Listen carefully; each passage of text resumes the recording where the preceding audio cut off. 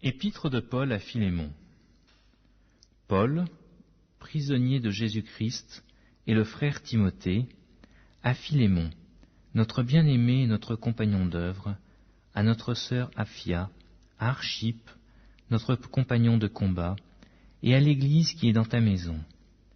Que la grâce et la paix vous soient données de la part de Dieu notre Père et du Seigneur Jésus-Christ. Je rends continuellement grâce à mon Dieu, faisant mention de toi dans mes prières, parce que je suis informé de la foi que tu as au Seigneur Jésus, et de ta charité pour tous les saints. Je lui demande que ta participation à la foi soit efficace pour la cause de Christ, en faisant reconnaître parmi vous toute espèce de bien. J'ai en effet éprouvé beaucoup de joie et de consolation au sujet de ta charité, car par toi, frère, le cœur des saints a été tranquillisé. C'est pourquoi, bien que j'aie en Christ toute liberté de te prescrire ce qui est convenable, c'est de préférence au nom de la charité que je t'adresse une prière, étant ce que je suis, Paul, vieillard, et de plus maintenant prisonnier de Jésus-Christ. Je te prie pour mon enfant, que j'ai engendré étant dans les chaînes, Onésime, qui autrefois t'a été inutile et qui maintenant est utile, et à toi et à moi. Je te le renvoie, lui, mes propres entrailles. J'aurais désiré le retenir auprès de moi, pour qu'il me servît à ta place, pendant que je suis dans les chaînes pour l'Évangile. Toutefois, je n'ai rien voulu faire sans ton avis, afin que ton bienfait ne soit pas comme forcé, mais qu'il soit volontaire. Peut-être a-t-il été séparé de toi pour un temps, afin que tu le recouvres pour l'éternité, non plus comme un esclave, mais comme supérieur à un esclave, comme un frère bien-aimé, de moi particulièrement et de toi à plus forte raison, soit dans la chair, soit dans le Seigneur. Si donc tu me tiens pour ton ami, reçois-le comme moi-même. Et s'il t'a fait quelque tort, ou s'il te doit quelque chose, mets-le sur mon compte. Moi, Paul, je l'écris de ma propre main, je paierai, pour ne pas te dire que tu dois toi-même à moi. Oui, frère, que j'obtienne de toi cet avantage dans le Seigneur. Tranquillise mon cœur en Christ. C'est en comptant sur ton obéissance que je t'écris, sachant que tu feras même au-delà de ce que je dis. En même temps, prépare-moi un logement, car j'espère vous être rendu, grâce à vos prières. Épaphras, mon compagnon de captivité en Jésus-Christ, te salue, ainsi que Marc, Aristarque, Démas, Luc, mes compagnons d'œuvre. Que la grâce de notre Seigneur Jésus-Christ soit avec votre esprit. Amen. L'épître de Paul aux Philippiens, chapitre 2. Si donc il y a quelque consolation en Christ, s'il y a quelque soulagement dans la charité, s'il y a quelque union d'esprit, s'il y a quelque compassion et quelque miséricorde, rendez ma joie parfaite, ayant un même sentiment, un même amour, une même âme, une même pensée. Ne faites rien par esprit de parti ou par vaine gloire, mais que l'humilité vous fasse regarder les autres comme étant au-dessus de vous-même.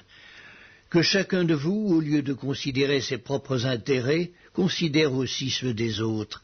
Ayez en vous les sentiments qui étaient en Jésus-Christ, lequel, existant en forme de Dieu, n'a point regardé comme une proie à arracher d'être égal avec Dieu, mais s'est dépouillé lui-même en prenant une forme de serviteur, en devenant semblable aux hommes. Et ayant paru comme un simple homme, il s'est humilié lui-même, se rendant obéissant jusqu'à la mort, même jusqu'à la mort de la croix. C'est pourquoi aussi Dieu l'a souverainement élevé et lui a donné le nom qui est au-dessus de tout nom, afin qu'au nom de Jésus, tout genou fléchisse dans les cieux, sur la terre et sous la terre, et que toute langue confesse que Jésus-Christ est Seigneur, à la gloire de Dieu le Père. Ainsi, mes bien-aimés, comme vous avez toujours obéi, travaillez à votre salut avec crainte et tremblement, non seulement comme en ma présence, mais bien plus encore maintenant que je suis absent. Car c'est Dieu qui produit en vous le vouloir et le faire, selon son bon plaisir. Faites toutes choses sans murmure ni hésitation, afin que vous soyez irréprochables et purs, des enfants de Dieu irrépréhensibles, au milieu d'une génération perverse et corrompue, parmi laquelle vous brillez comme des flambeaux dans le monde, portant la parole de vie. Et je pourrais me glorifier au jour de Christ de n'avoir pas couru en vain ni travaillé en vain. Et même si je sers de libation pour le sacrifice et pour le service de votre foi, je m'en réjouis, et je me réjouis avec vous tous. Vous aussi, réjouissez-vous de même, et réjouissez-vous avec moi. J'espère dans le Seigneur Jésus vous envoyer bientôt Timothée, afin d'être encouragé moi-même en apprenant ce qui vous concerne. Car je n'ai personne ici qui partage mes sentiments pour prendre sincèrement à cœur votre situation. Tous, en effet, cherchent leurs propres intérêts et non ceux de Jésus-Christ. Vous savez qu'il a été mis à l'épreuve en se consacrant au service de l'Évangile avec moi, comme un enfant avec son père. J'espère donc vous l'envoyer dès que j'apercevrai l'issue de l'état où je suis. Et j'ai cette confiance dans le Seigneur que moi-même aussi j'irai bientôt.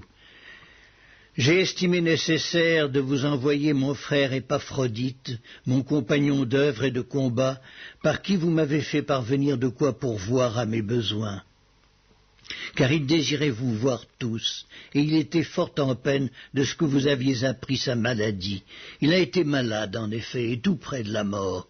Mais Dieu a eu pitié de lui, et non seulement de lui, mais aussi de moi, afin que je n'eusse pas tristesse sur tristesse. Je l'ai donc envoyé avec d'autant plus d'empressement, afin que vous vous réjouissiez de le revoir, et que je sois moi-même moins triste. Recevez le don dans le Seigneur avec une joie entière, et honorez de tels hommes, car c'est pour l'œuvre de Christ qu'il a été près de la mort, ayant exposé sa vie afin de suppléer à votre absence dans le service que vous me rendiez. L'épître de Paul aux Philippiens, chapitre 3. Au reste, mes frères, réjouissez-vous dans le Seigneur. Je ne me lasse point de vous écrire les mêmes choses, et pour vous cela est salutaire. Prenez garde aux chiens, prenez garde aux mauvais ouvriers, prenez garde aux faux circoncis, car les circoncis, c'est nous qui rendons à Dieu notre culte par l'Esprit de Dieu, qui nous glorifions en Jésus-Christ, et qui ne mettons point notre confiance en la chair. Moi aussi, cependant, j'aurais sujet de mettre ma confiance en la chair. Si quelque autre croit pouvoir se confier en la chair, je le puis bien davantage, moi, circoncis le 8e jour, de la race d'Israël, de la tribu de Benjamin, hébreu, né d'hébreu. Quant à la loi, pharisien. Quant aux zèles, persécuteurs de l'Église, irréprochables à l'égard de la justice de la loi. Mais ces choses qui étaient pour moi des gains, je les ai regardées comme une perte à cause de Christ. Et même, je regarde toutes choses comme une perte à cause de l'excellence de la connaissance de Jésus-Christ, mon Seigneur, pour lequel j'ai renoncé à tout, et je les regarde comme de la boue, afin de gagner Christ, et d'être trouvé en lui, non avec ma justice, celle qui vient de la loi, mais avec celle qui s'obtient par la foi en Christ, la justice qui vient de Dieu par la foi, afin de connaître Christ et la puissance de sa résurrection, et la communion de ses souffrances, en devenant conforme à lui dans sa mort, pour parvenir, si je puis, à la résurrection d'entre les morts. Ce n'est pas que j'ai déjà remporté le prix, ou que j'ai déjà atteint la perfection, mais je cours pour tâcher de le saisir, puisque moi aussi j'ai été saisi par Jésus-Christ. Frères, je ne pense pas l'avoir saisi, mais je fais une chose, oubliant ce qui est en arrière et me portant vers ce qui est en avant, je cours vers le but pour remporter le prix de la vocation céleste de Dieu en Jésus-Christ. Nous tous donc qui sommes parfaits, ayons cette même pensée. Et si vous êtes en quelque point d'un autre avis, Dieu vous éclairera aussi là-dessus. Seulement, au point où nous sommes parvenus, marchons d'un même pas. Soyez tous mes imitateurs, frères, et portez les regards sur ceux qui marchent selon le modèle que vous avez en nous.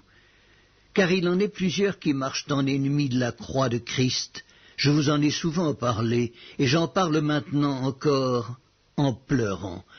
Leur fin sera la perdition. Ils ont pour Dieu leur ventre. Ils mettent leur gloire dans ce qui fait leur honte. Ils ne pensent qu'aux choses de la terre. Mais notre cité à nous est dans les cieux, d'où nous attendons aussi comme sauveur le Seigneur Jésus-Christ, qui transformera le corps de notre humiliation en le rendant semblable au corps de sa gloire, par le pouvoir qu'il a de s'assujettir toutes choses. L'épître de Paul aux Philippiens, chapitre 4. C'est pourquoi, mes bien-aimés, très chers frères, vous qui êtes ma joie et ma couronne, demeurez ainsi fermes dans le Seigneur, mes bien-aimés. J'exhorte Évodie et j'exhorte Syntyche à être d'un même sentiment dans le Seigneur. Et toi aussi, fidèle collègue, oui, je te prie de les aider, elles qui ont combattu pour l'Évangile avec moi et avec Clément et mes autres compagnons d'œuvre, dont les noms sont dans le livre de vie. Réjouissez-vous toujours dans le Seigneur, je le répète, réjouissez-vous. Que votre douceur soit connue de tous les hommes. Le Seigneur est proche. Ne vous inquiétez de rien, mais en toute chose, faites connaître vos besoins à Dieu par des prières et des supplications, avec des actions de grâce. Et la paix de Dieu, qui surpasse toute intelligence, gardera vos cœurs et vos pensées en Jésus-Christ. Au reste, frères, que tout ce qui est vrai, tout ce qui est honorable, tout ce qui est juste, tout ce qui est pur, tout ce qui est aimable, tout ce qui mérite l'approbation, ce qui est vertueux et digne de louange, soit l'objet de vos pensées. Ce que vous avez appris, reçu et entendu de moi, et ce que vous avez vu en moi, pratiquez-le, et le Dieu de paix sera avec vous. J'ai éprouvé une grande joie dans le Seigneur de ce que vous avez pu enfin renouveler l'expression de vos sentiments pour moi. Vous y pensiez bien, mais l'occasion vous manquait. Ce n'est pas en vue de mes besoins que je dis cela, car j'ai appris à être content de l'état où je me trouve. Je sais vivre dans l'humiliation et je sais vivre dans l'abondance. En tout et partout, j'ai appris à être rassasié et à avoir faim, à être dans l'abondance et à être dans la disette.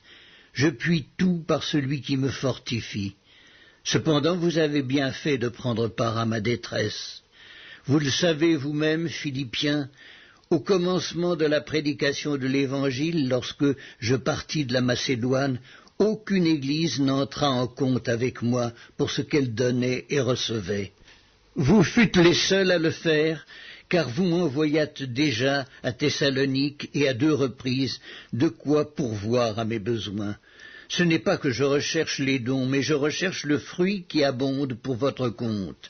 J'ai tout reçu et je suis dans l'abondance. J'ai été comblé de bien en recevant par Épaphrodite ce qui vient de vous comme un parfum de bonne odeur, un sacrifice que Dieu accepte et qui lui est agréable. Et mon Dieu pourvoira à tous vos besoins selon sa richesse, avec gloire en Jésus-Christ. À notre Dieu et Père soit la gloire au siècle des siècles. Amen. Saluez tous les saints en Jésus-Christ. Les frères qui sont avec moi vous saluent. Tous les saints vous saluent, et principalement ceux de la maison de César. Que la grâce du Seigneur Jésus-Christ soit avec votre esprit.